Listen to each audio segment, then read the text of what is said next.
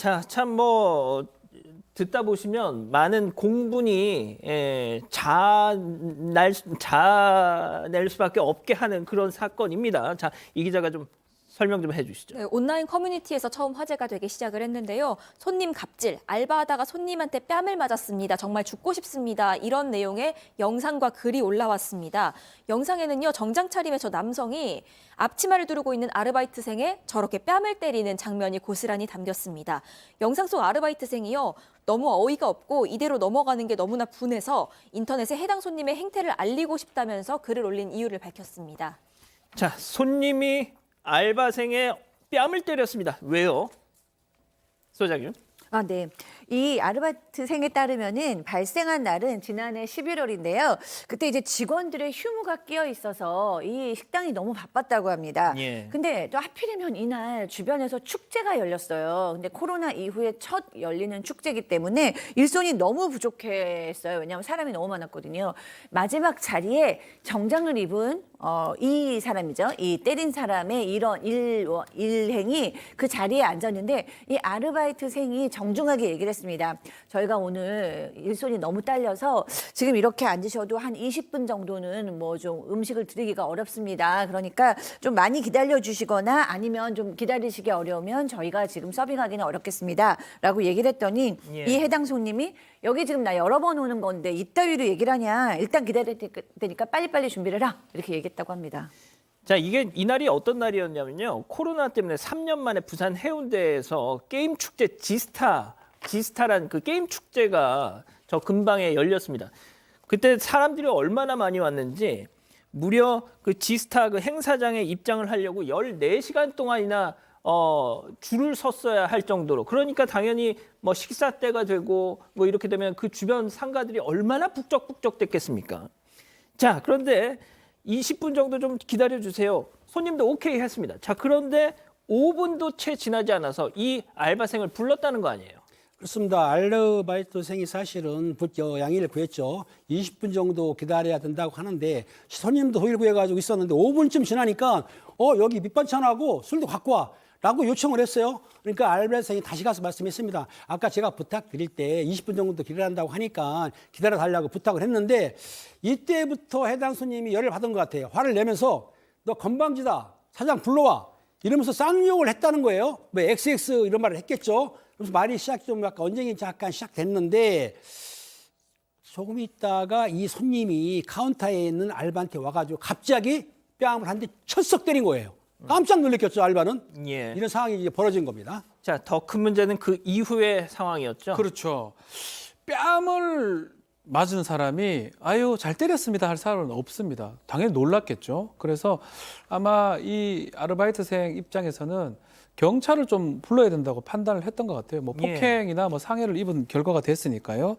그래서 지금 못 나가게 막으면서 하니까 또 나가려고 하기 때문에 경찰에 신고를 했고요. 그 과정에서 이 남성의 허리띠를 잡고 못 나가게 했다고 합니다. 5분 정도 이제 신랑이 가 있었고 또 CCTV 있는 쪽으로 5m 가량 또 끌고 가기도 했다라고 하는데 이 알바생 얘기에 따르면 너무 어이가 없어서 분해가지고 경찰 불렀고 가게에 나가려고 하니까 허리띠를 붙잡고 경찰만 오기를 기다렸다고 얘기를 하고 있습니다. 아, 저 손님의 허리띠를 붙잡고 네. 지금 나오네요. 그 예. 모습입니다. 못 못 가게요. 예. 자, 그렇군요. 자, 지금까지 저희는 일단 지금 전해드리고 있는 내용은 이 알바생의 주장에 기초한 내용들입니다. 방금 함께 뭐 충돌이 있었던 손님 측에서도 만약에 반론을 원하신다면 그건 저희가 언제든지 소개해 드릴 테니까요. 자, 그런데 이 사건 발생 한두 달이 지난 뒤에 이 알바생은 또 한 번 경찰에 연락을 받게 됩니다. 체크포인트 짚어보죠. 허리 붙잡았는데 쌍방 폭행입니다. 자, 경찰 연락을 받고 경찰서를 찾아갔죠.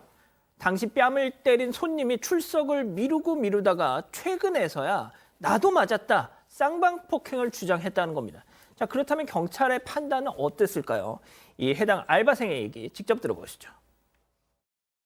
자기들이 분석을 해보니까 이 허리를 도망가는 걸 잡아서 온 거는 자기들도 좀 이해를 하는데 이제 가게 안에서 욕을 하고 소란을 피우니까 제가 제 가게 안에 못 들어가게 이렇게 계속 경찰관이 올 때까지 잡고 있었거든요. 예, 그걸 잡고 있는 게 이제 과하게 이제 잡고 있었다고 얘기를 하더라고요.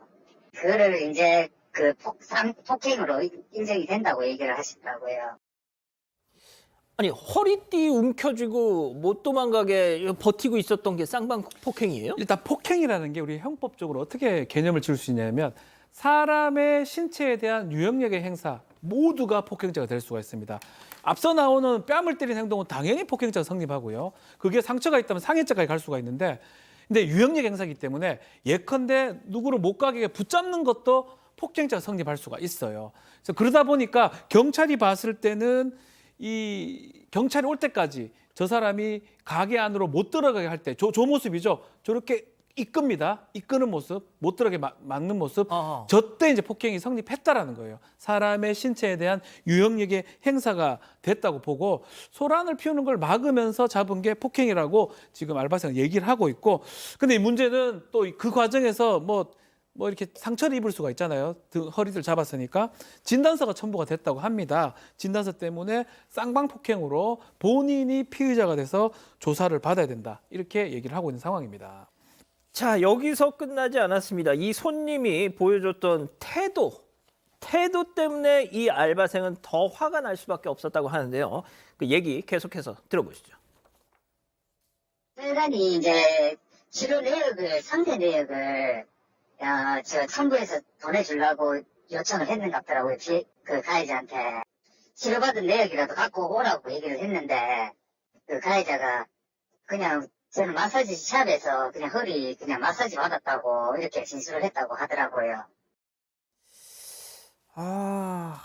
허리 마사지를 받아놓고 그걸 치료를 이거는 얘기가 아니잖아요. 그러면 이 문제가 있습니다. 왜냐하면 그 다음날 와가지고 이 그 가해자인 그 손님이 뭐라고 했냐면 내가 진단서를 제출을 했다. 어디에? 경찰에 제출했다는 거예요. 무슨 말이냐면 폭행죄가 있으면은 진단을 끊어오거든요.